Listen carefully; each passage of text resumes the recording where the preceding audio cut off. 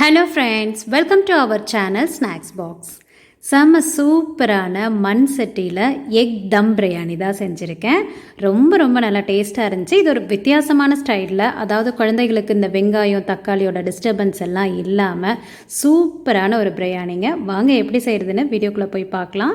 மறக்காமல் like and subscribe பண்ணிவிடுங்க. Stove on பண்ணி ஒரு மண் சட்டி வச்சுக்கலாம். அதில் ஒரு 2 டேபிள் ஸ்பூன் அளவு ஆயில் சேர்த்துக்கோங்க. இதில் நீல வாக்கில் கட் பண்ண ஒரு பெரிய வெங்காயத்தை நல்லா ஃப்ரை பண்ணி எடுத்துக்கலாம். அது கடைசியாக மேலே தூவுறதுக்காக. இப்போ பாயில் பண்ண எக்கை கட் பண்ணி எடுத்துக்கலாம். ஆனியன் ஃப்ரை ஆகிட்டு இருக்கட்டும். இதில் இந்த கீரல் போட்டு எடுத்துக்கிட்டோம் அப்படின்னா மசாலா நல்லா இறங்கும். ப்ளைனாக பாயில் பண்ணி அதை அப்படியே எக் பிரியாணியில் போடுவாங்க.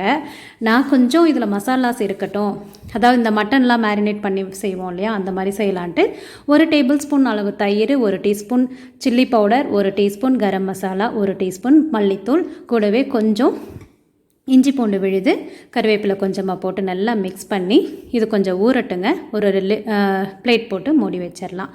இப்போது ஆனியன் ஃப்ரையாக இன்னும் கொஞ்சம் நேரம் ஆகும். அதுக்குள்ளே நம்ம என்ன பண்ணலான்னா, ஆனியன் அதாவது 1 டம்ளர் அரிசிக்கு 1 வெங்காயங்கிற மாதிரி நான் 2 வெங்காயம், 2 பெரிய சைஸ் வெங்காயத்தை அரைச்சி எடுத்துக்கலாம். தண்ணியெல்லாம் எதுவும் சேர்த்த வேண்டாம், அரைச்சி தனியாக எடுத்து வச்சுக்கலாம். அதே மாதிரி 2 தக்காளி, அதையும் அரைச்சி தனியாக எடுத்து வச்சுக்கலாம். நம்ம கட் பண்ணி சேர்த்துறத விட இந்த மாதிரி அரைச்சி சேர்த்துறப்போ டேஸ்ட்டும் நல்லா இருக்குது. அதே மாதிரி குழந்தைகளுக்கு டிஸ்டர்ப் இல்லாமல் சாப்பிடுவாங்க. இப்போது ஆனியன் பாருங்கள் நல்லா ஃப்ரை ஆகிடுச்சு. அதே மாதிரி தக்காளியும் அரைச்சி எடுத்துகிட்டு வந்தாச்சு. அடுத்ததாக பார்த்திங்கன்னா மல்லித்தலை, கொஞ்சமாக புதினா, 2 பச்சை மிளகாய், இதையும் அரைச்சி எடுத்து வச்சுக்கலாங்க. அவ்வளோதான், நம்ம எல்லாமே அரைச்சி எடுத்து வச்சாச்சு. இனி தாளித்து எடுக்க வேண்டியது தான். இப்போது ஆயிலில் ஃப்ரை பண்ண ஆனியனையும் எடுத்துட்டோம் இல்லைங்களா. இப்போ ஆயில் கம்மியாக இருக்கும்.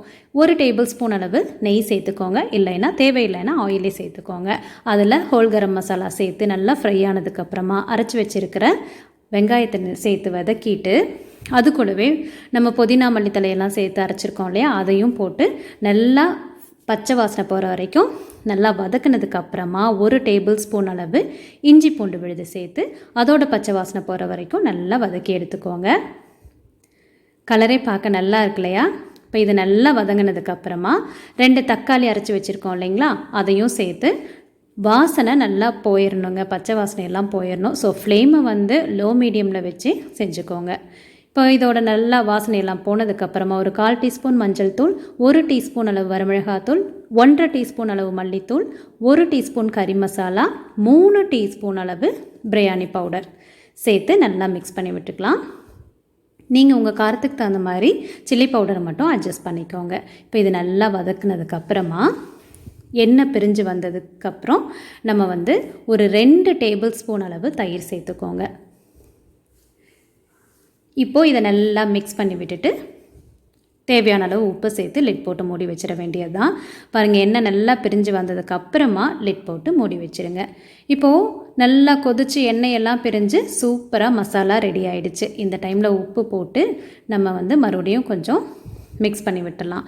இப்போ 1 கப்புக்கு 2 கப் அளவு தண்ணி எடுத்திருக்கேன். அதாவது 1 கப் சீரக சம்பா அரிசிக்கு 2 கப் தண்ணி, அந்த மாதிரி எடுத்து அதையும் ஆட் பண்ணலாம். இப்போ அது கொதிச்சு வர்றதுக்குள்ளே நம்ம மேரினேட் பண்ணி வச்சுருக்கோம் இல்லையா எக்கை, அதை ஆயில் சேர்த்து லேஸாக ஃப்ரை பண்ணி எடுத்துக்கலாங்க. ஃப்ளேமை ஃபுல்லாக கம்மியாக வச்சு ஃப்ரை பண்ணி எடுத்துக்கோங்க. இப்போ தண்ணி நல்லா கொதிச்சு வந்ததுக்கப்புறமா நம்ம சீரக சம்பா அரிசியை போட்டலாம். சீரக சம்பா அரிசியை நல்லா கழுவி அந்த ஈரப்பதம் மட்டும் இருக்கிற மாதிரி வச்சுக்கிட்டோம் அப்படின்னா குழஞ்சி போகாமல் நமக்கு பிரியாணி உதிரியாக கிடைக்கும். நான் எப்போவுமே இப்படி தான் ஃபாலோ பண்ணுவேன். ஸோ இப்போ அதையும் போட்டு மிக்ஸ் பண்ணி லிட் போட்டு மூடி வச்சாச்சு. இப்போ பாருங்கள், 3/4 பதம் வெந்துருச்சு.